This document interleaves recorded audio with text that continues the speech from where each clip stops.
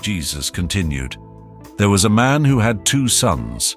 The younger one said to his father, 'Father, give me my share of the estate.' So he divided his property between them.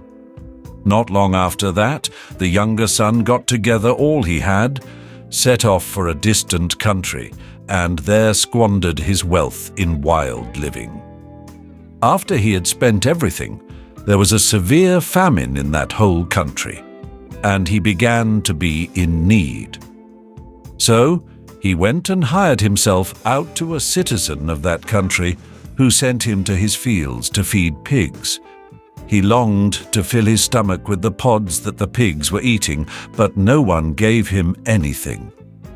When he came to his senses, he said, 'How many of my father's hired servants have food to spare, and here I am starving to death?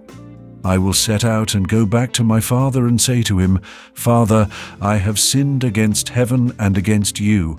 I am no longer worthy to be called your son. Make me like one of your hired servants.'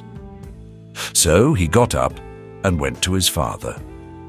But while he was still a long way off, his father saw him and was filled with compassion for him. He ran to his son, threw his arms around him, and kissed him. The son said to him, 'Father, I have sinned against heaven and against you. I'm no longer worthy to be called your son.' But the father said to his servants, 'Quick, bring the best robe and put it on him. Put a ring on his finger and sandals on his feet. Bring the fattened calf and kill it. Let's have a feast and celebrate. For this son of mine was dead and is alive again. He was lost and is found.' So they began to celebrate. Meanwhile, the older son was in the field. When he came near the house, he heard music and dancing. So he called one of the servants and asked him what was going on. 'Your brother has come,' he replied, 'and your father has killed the fattened calf, because he has him back safe and sound.' The older brother became angry and refused to go in. So his father went out and pleaded with him. But he answered his father, 'Look, all these years I've been slaving for you and never disobeyed your orders. Yet you never gave me even a young goat so I could celebrate with my friends. But when this son of yours who has squandered your property with prostitutes comes home, you kill the fattened calf for him.' 'My son,' the father said, 'you are always with me, and everything I have is yours. But we had to celebrate and be glad, because this brother of yours was dead and is alive again. He was lost and is found.'"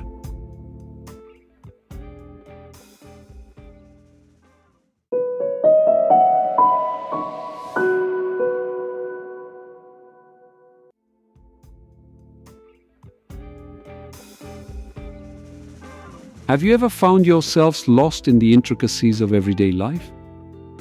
For instance, in a supermarket, wandering between aisles searching for exquisite deals? There, amidst the canned goods and spices, you realize you've lost more than just a shopping basket. You've lost your bearings. I enjoy motorcycle trips. A few years ago, I flew to Kyrgyzstan and hopped on a motorcycle there. High in the mountains, I momentarily lost my way and separated from my group. For many hours, I wandered through the passes, nearly drowning in snow and mud. It was late afternoon and I didn't know where I was, wondering how I would survive the night. On the horizon line, I spotted a shepherd's yurt. I abandoned my machine and reached it after dark. The shepherd's family warmly hosted me for 2 days until help arrived. Such events become metaphors for our lives.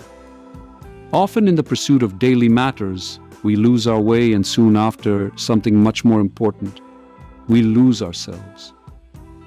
Disconnecting from God's family, we lose sight of our path home and to the heart of God.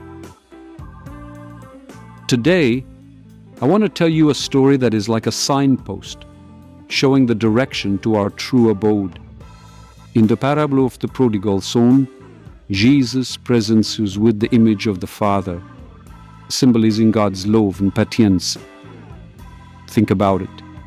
This Father, knowing his Son's human nature, decides to give him an inheritance. That's what God does for us. He gives us the freedom of choice, even when he knows we might squander it. This means we can go and ride anywhere. No matter how far we stray, the Father's love is constant, unmoved by our mistakes or doubt. His arms are always open, ready to embrace us. Like the prodigal son, many of us set out into the world, seeking happiness in material things, in pleasures that turn out to be fleeting and empty.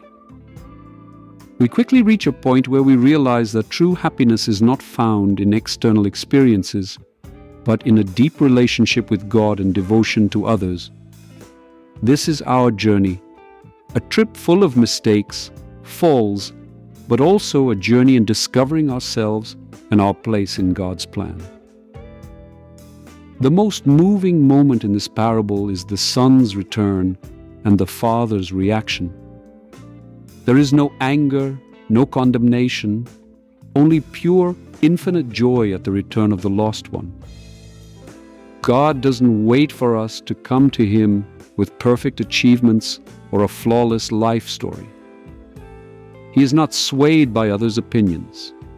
He waits to accept us as we are, with our scars, mistakes, and unfulfilled dreams. His yurt is always open. The forgiveness God offers is powerful and unlimited. It is the center of our faith, the belief that regardless of our mistakes, we are loved and can always return. Let's ponder now where our center lies at this moment. Are we at home, in the heart of God, or wandering outside it? The story of the prodigal son is not just a biblical parable. It's a story about each of us. A story of getting lost and discovering that what is most precious has always been waiting for us at home. Today, no matter where we find ourselves, we have the chance to return to a love that has never left us.